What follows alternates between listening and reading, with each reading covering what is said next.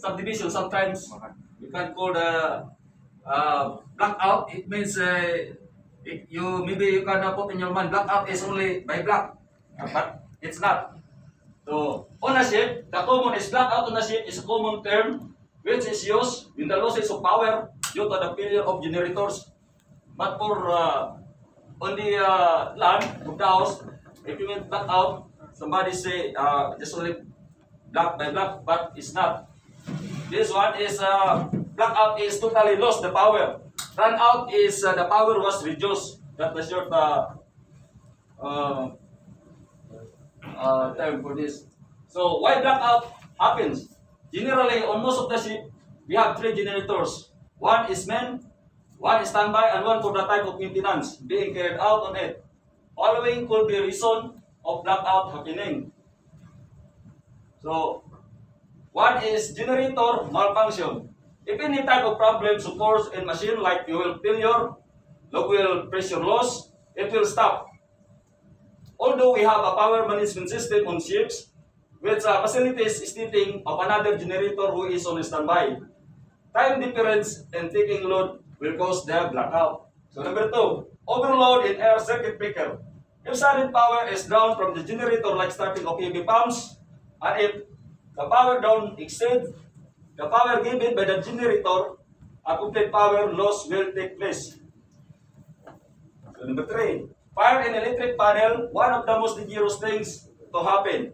Any fire in the main switchboard due to circuit or anything result in power loss. That's why our some of the electrical panel and also this cable must be properly put some proper insulation, so to prevent damage on the wire. So number 4, during change of filters, the oil filters or fuel filters, when changing over from the one filter to another, if the process is smooth, will result in loss of fuel for the machinery and it will stop. That's why, guys, mostly in the engineers or engine department, if you notice, the engine had twin filters. They call that one duplex filters. That's so that they can produce this. If engine over, must be proper maintain the proper pressure so that to prevent blackout on machineries. So understanding blackout condition. Blackout condition is a scenario on a ship wherein the main propulsion plant on the associated machinery such as cooling pump, diesel generator, purifier, and other auxiliaries stop operating due to failure of power generation system of the ship, generator and alternator. So it requires both skill and patience to tackle a situation like a blackout, especially when a vessel is sailing or maneuvering. However, the best way to tackle such situations is to be calm and composed and to know your engine room and machinery very well in advance. So, blackout can lead to a disaster, especially when the sea is rough. Vessel maneuvering in port, in air, approximately in heavy traffic and shallow waters. In truth is, the cargo will start shifting. On containers will fall overboard, shifting of cargo as well. So, cause of vessel to capsize in the vicinity of the shipping traffic. Change of collision with oil rigs, platforms of a net oil field. Each engine room staff must be thoroughly familiarized with the layout of the machinery space. Duty engineer must be calm and report blackout immediately to the bridge and chief engineer. The officer on watch on bridge to inform master immediately and must also remain calm and take all necessary action to avoid immediate danger. With the help of whatever there is available, must comply with emergency procedure. That's why the chief engineer is always remind, mostly to the engine crew, must be always prepared. That's why he called Marines, always prepared. So, frequent blackout, dress by shipboard staff will be of great assistance in time of real situations. So, in some differences with the technology and automation, measures are provided to such blackout situation by means of auto-load sharing system and auto standby system in which the generator set that running in parallel or standby comes on load automatically if the running diesel generator fails. So, what to do in case of a blackout? In case of blackout, following precaution and action shall be taken. Never panic. In such situation, be calm and composed.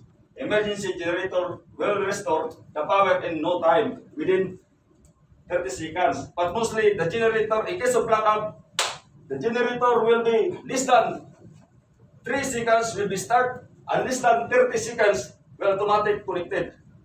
So we got the light. So inform officer on bridge briefly about the condition. Call for manpower and inform the chief engineer. If the main propulsion plant is running, bring the fuel lever to zero position. Close the plate of the running purifier to avoid overflow and wastage of fuel. Find out the problem and reason for blackout. And analyze the condition. If full rectifier on board, if need service support. Before starting the generator set, make sure no personnel close to any rotating gear, the said engine. So start the generator and take it on load connected to main bus bar. Then immediately start the main engine, log wheel standby pump, CPP pump, and C water pump.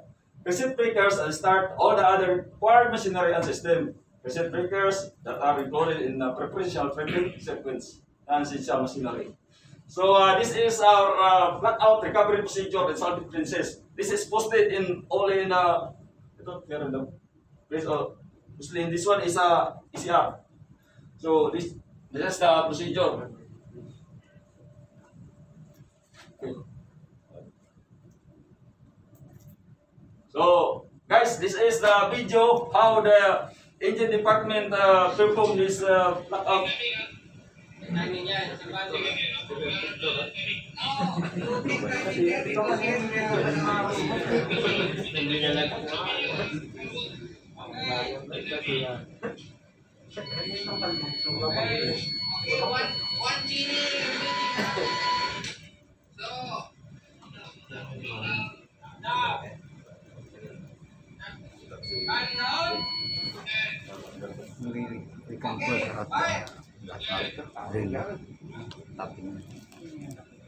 Cantik foto.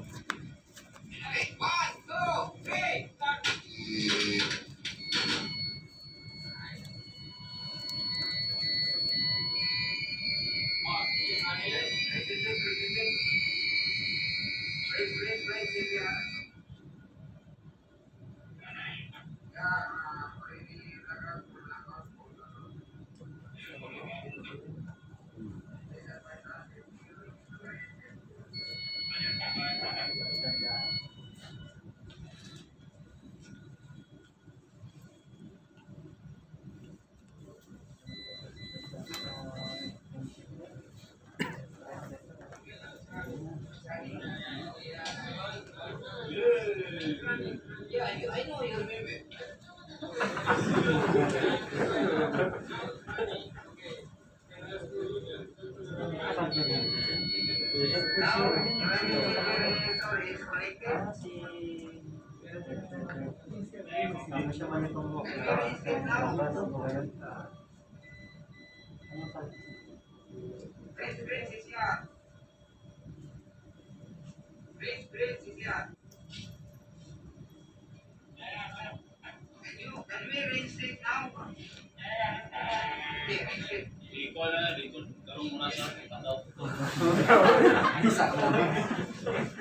Parang iba yung mukha ko dyan.